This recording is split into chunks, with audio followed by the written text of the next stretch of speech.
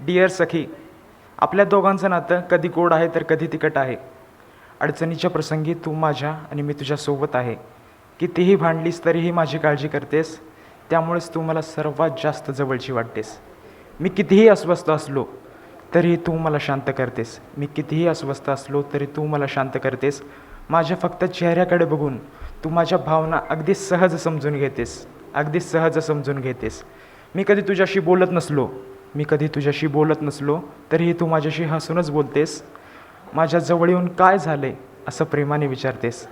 आपण कधी जेवायला बसलो तर तू पहिला घास मला भरवतेस. तू मला भरवतेस. जेव्हा तू माझ्यावरती हक्क दाखवतेस तेव्हा तू मला खूप आवडतेस. ती इतकी लागवी होती की तिच्या कोणीही प्रेमात पडेल, तसा मीही पडलो.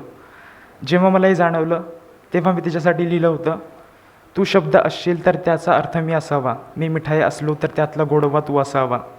तुझ्या ओठांवर हसू असावे आणि त्याचे कारण मी असावे. पारिजातकाच्या फुलासारखी आहेस तू. मनमोहरणारी माझी राणी आहेस तू. मी जवळ असो की दूर मी तुझाच आहे. तू नेहमी आनंदी राहा, हेच माझ्यासाठी खूप आहे. त्याच्यानंतर मी ठरवलं तिला सगळं सांगायचं.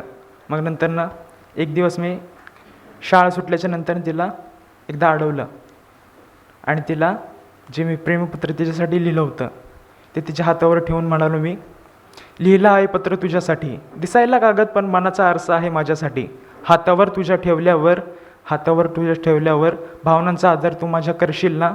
नाही म्हणालीस तर कदाचित मी दूर प्रयत्न करेन जाण्याचा. तू स्वतःहून हात पकडून मैत्रीचा नाही, निदान समजुतीचा हात माझ्यासमोर धरशील ना. हे सगळं ऐकल्यानंतर ती तिथून काही न बोलता निघून गेली आणि 2 दिवसानंतर माझ्यासमोर आली आणि म्हणाली, हे बघ, तू माझा खूप चांगला मित्र आहेस. तुझं प्रेम स्वीकारू शकत नाही, त्यामुळे मला दूर लोटू नकोस. माहिती आहे मला तुला खूप त्रास होईल ह्याच्यानंतर, पण मला दूर लोटू नकोस. हे सगळं ऐकल्यानंतर मला खूप राग आला, वाईटही वाटलं. तेव्हा मी तिथून पटकन निघून जाण्याचा प्रयत्न केला, पण तिने माझा हात धरला आणि म्हणाली, फक्त एकदा माझं ऐकून घ्या ना, मला खूप महत्त्वाचं सांगायचं आहे तुला. पण मी तिचं ऐकून न घेताच तिथून निघून गेलो. त्याच्यानंतर तिने मला खूप कॉल केले, पण मी एकही रिसीव्ह केला नाही. काही दिवसांनंतर मी तिच्या घरी गेलो तिची माफी मागण्यासाठी, पण तिथे कोणीच नव्हतं. तेव्हा मला समजलं की ती इथून खूप लांब निघून गेली आहे आणि ती कुठे गेली हे कोणालाच माहीत नव्हतं.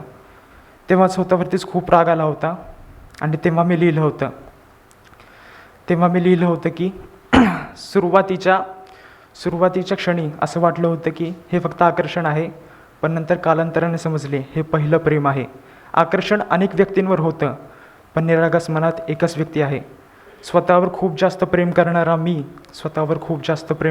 मी तुझ्या आठवणींमध्ये रमत आहे. म्हणून तुला सांगितलं होतं, फक्त तूच माझ्या हृदयात आहे. समोरून नकार आल्यावर वाईट वाटलं, रागही आला, अशा खूप मिळतील असा विचारही आला. आता तुझं नाव जरी ऐकलं तरी आनंदी आणि दुःखी दोन्ही होतोय. मी तुला का समजून घेऊ शकलो नाही ह्याचा पश्चाताप आज मला होतोय. चूक की बरोबर हे सांगता येणार नाही, कारण या भावना आहेत, कुठल्या प्रश्नाचं उत्तर नाही. थँक्यू.